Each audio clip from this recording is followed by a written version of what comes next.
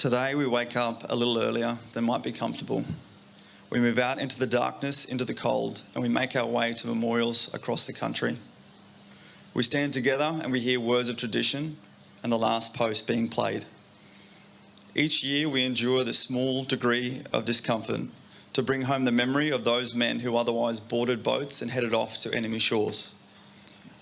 I have seen war, I have taken lives. I have lost mates and those that I was supposed to bring home. But I cannot imagine what those men faced on those shores of Gallipoli and their lives beyond. Anzac Day carries many different meanings for many different people. And in a world where we continue to focus on the surface, to look for differences in race, colour, gender, preference, pronoun or otherwise, Anzac Day must be that day where we look back into the past and remember, through the example of those brave few, what truly defines a person, their character and their actions each and every day. Because on that day, brave Australians from all walks of life renewed their daily contract to the service of our country as they strode forward into certain peril.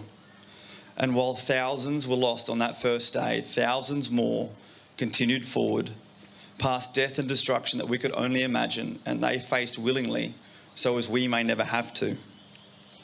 My name is Heston Russell, and I stand here as a veteran and direct descendant of ancestors that have fought in every war that this country has been committed to. My great-great-grandfather Edward fought for our country in France in World War I, and his son Percy in World War II. My grandfather Graham Joe Lee fought in Korea and Vietnam, and this is the first Anzac Day I spend without him after his passing in December of last year, and it is his medals that I wear on the right of my chest.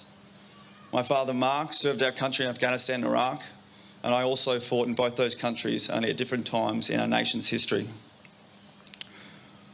Anzac Day for me is certainly a day where I pause to reflect on the service of those who have gone before us and those who continue to serve. Because it is in that service that unites us with a common bond of selflessness, inspired by the sense of purpose that is impossible to replace. Purpose that readily took us beyond any fear, except for that of letting down our mates or our country. And I miss that feeling of being truly inspired, not for the savagery of war or chaos, but for truly and perfectly being aligned in mind, body and spirit with those around me. I never took enough time to speak with my grandfather and tell him of when I had seen the Anzac spirit alive and well.